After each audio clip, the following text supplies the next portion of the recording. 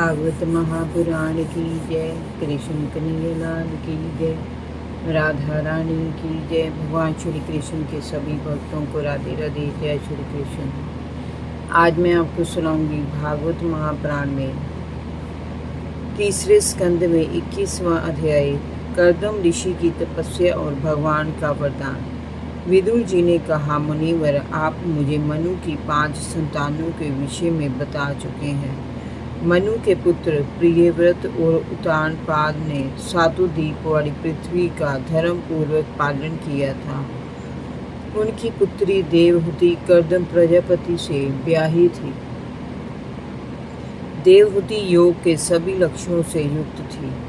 उसने महायोगी कर्दम से कितनी संतानें उत्पन्न की। इसी प्रकार दक्ष प्रजापतियों ने भी मनु की कन्याओं से विवाह रचाया था। उन्होंने कितनी संतानें उत्पन्न की, वह सारा चित्र मुझे सुनाइए।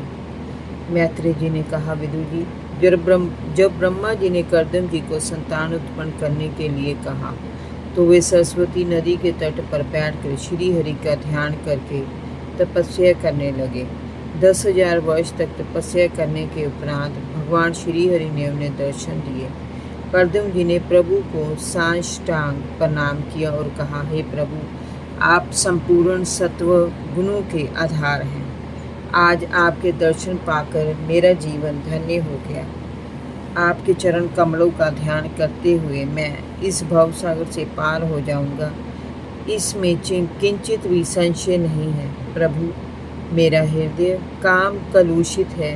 ब्रह्मा जी के आदेश पर मैं सृष्टि विकास के लिए तत्पर हूँ, किंतु उसके लिए अपने स्वभाव के अनुरूप तथा गृहस्थ धर्म पालन में सहायक शीलवती कन्या से विवाह भी तो अनिवार्य है।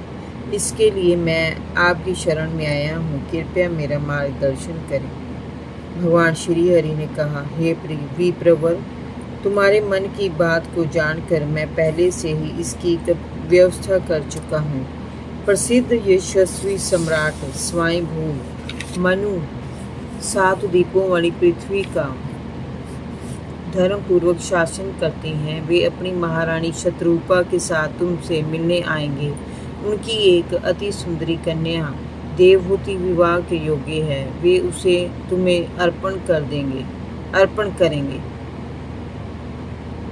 तुम उसका पानी ग्रहण करके उसकी कोख से 9 कन्याओं को जन्म दोगे। फिर तुम्हारी उन कन्याओं से विवाह करके लोग रीति के अनुसार मरीचि और ऋषिगण पुत्र उत्पन्न करेंगे। तुम भी मेरी आज्ञा का अच्छी तरह पालन करके शुद्ध चित्त होकर अपने सभी कर्मों को मुझे अर्पित करके मुझको प्राप्त हो जाओगे। मैं समय भी तुम्हारी पत्नी देवहूति के गर्भ से जन्म लेकर सांख्य योग की रचना करूंगा। ऐसा कहकर भगवान श्री अंतर्ध्यान हो गए। मैत्रेय जी ने विदुर जी से कहा, लेकिन कर्दम ऋषि प्रसन्न होकर वही सरस्वती नदी के तट पर बिंदु सरोवर नामक स्थान पर रुके रहे और महाराज मनु जी के आने की प्रतीक्षा करने लगे। 2 दिन बाद ही मनु और शत्रुपा अपनी कन्या देवहूति के साथ वहां पहुंचे और देवहूति के विवाह का प्रस्ताव कर्दम ऋषि के सामने रखा। श्री कर्दम जी का आश्रम अत्यधिक रमणीय था। वहां का सौंदर्य देखकर देवहूति का मन आह्लाद से भर उठा था। वह मनी मन ऋषि कर्दम को अपना पति स्वीकार कर चुकी थी। जय जय श्री राधे। भागवत महापुराण की जय। कृष्ण कन्हैया लाल की जय। भगवान श्री कृष्ण के सभी भक्तों को राधे राधे। जय श्री कृष्ण।